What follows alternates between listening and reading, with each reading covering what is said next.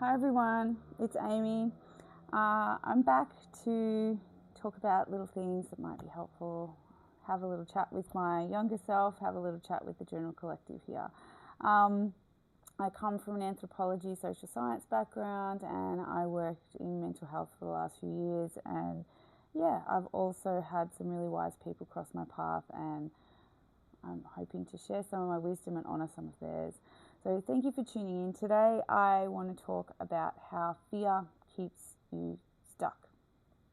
Okay, so fear is something that comes up for everyone at different times. I feel like in this day and age, though, we are living in a time where our nervous system is bombarded by fear every day.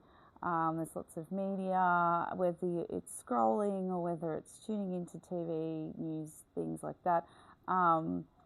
There's just this sensationalized fear of the unknown. Clearly, we're in a time of change, and that can bring about a lot of nervousness for people as they're unsure of which way things are going to go, and that's very natural for us.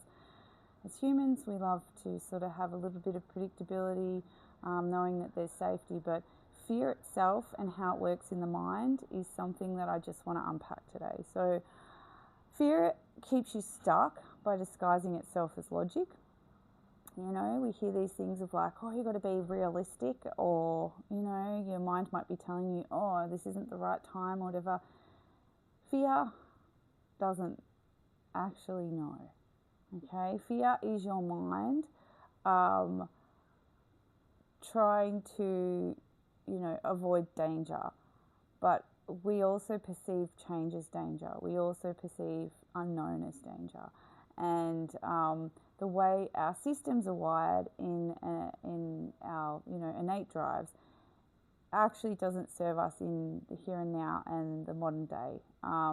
We're wired to, and you would have probably heard this from different sources, but we are wired to seek out danger so we're not eaten by saber-tooths.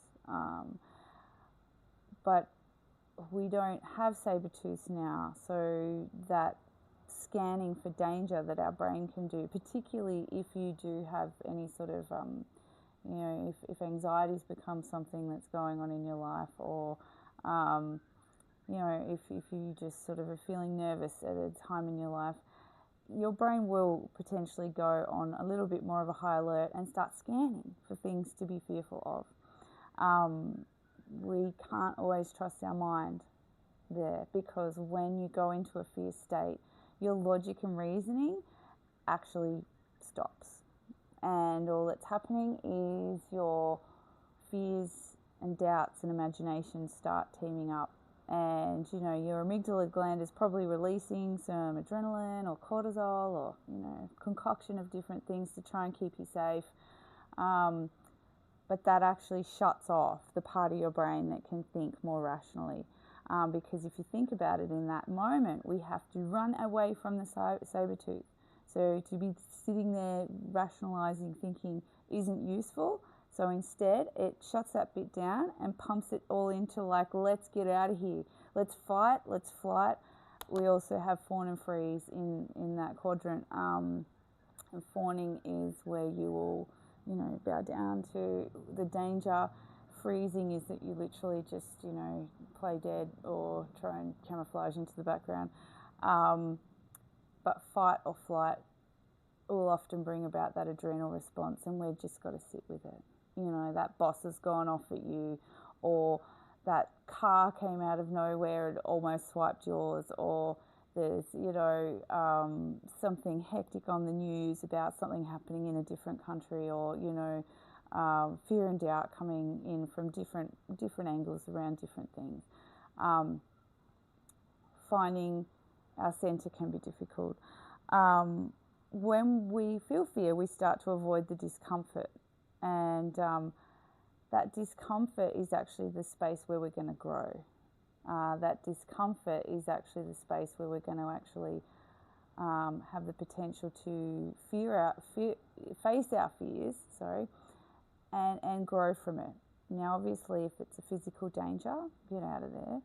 But in many instances, it's actually just fear rising up because there's something unknown happening.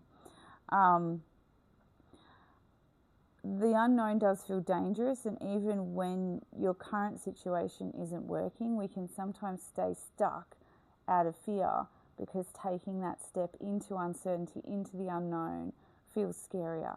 Now, the word courage actually means feeling the fear and doing it anyway. There's books written about this, and lots of literature out there if you want to tune into that. But staying in situations that you've outgrown is actually more harmful for you than jumping into the unknown, than stepping out of that, than facing your fear. So with news, for an example, news gets you to tune into it because our brains are wired to want to know about potential threats and dangers. So all the news has is threats and dangers. All it has is threats and dangers because it knows that's going to grab your attention. We live in an era where attention is the currency. So, tuning into your fears, tuning into your doubts will sell you products, but will also get your attention. You might need to buy this extra security stuff. You might need to comfort buy something because you've just been freaked out. You need to settle yourself down. It's definitely what I think is not ethically sound use of our knowledge of ourselves with our innate drives. Now, when your brain's trying to figure out fear, there's actually only a 50-50 chance, right, that your fear could be something. In actuality, it's actually more like, I think it's like a 8% chance that what you're fearing, what you're fretting over, is likely to happen. The things that are going to come at you are going to come at you on a random Tuesday and you haven't even contemplated them, you haven't even thought about them. So the fact you're fearing something, the fact you're, potentially ruminating over something, that means it's less likely to even come to fruition.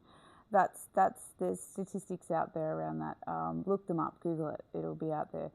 The antidote for fear, okay? Whilst we're feeling fear, whether it's about unknown, uncertainty, what you've seen on TV or the news or internet or whatever, whether you're feeling stuck in a job or something that's toxic, or a relationship that's not working for you, the way to get around fear and to stop your mind like being stuck in that fear state where you're not using your logic and reasoning is to actually tune more into joy and more into purpose.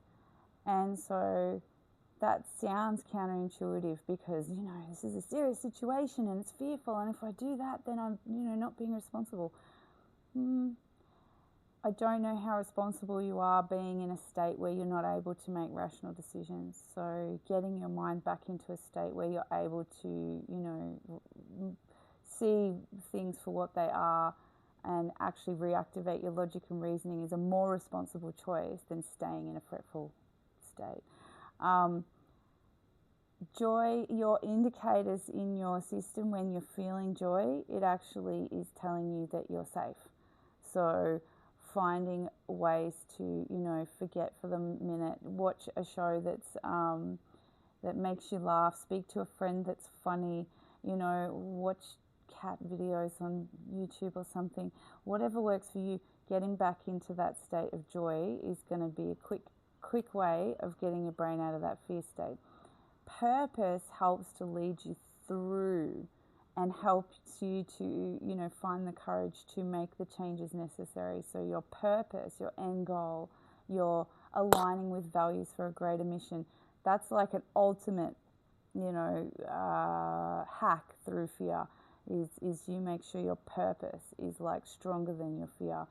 That can take a bit of time and that might need another video. But anyway, in summary, your brain shuts off the critical thinking sectors when you're in a fear state, and if you can choose curiosity, if you can choose to look at a situation in a way of, okay, well, why am I feeling like this, and what bits are gonna help me move through this, or what can I do now? What's in my circle of control?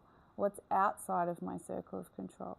Finding the questions to start asking yourself, giving yourself some space between you and the feeling of fear, is going to help to start unraveling that attachment that your brain is having with that feeling of fear.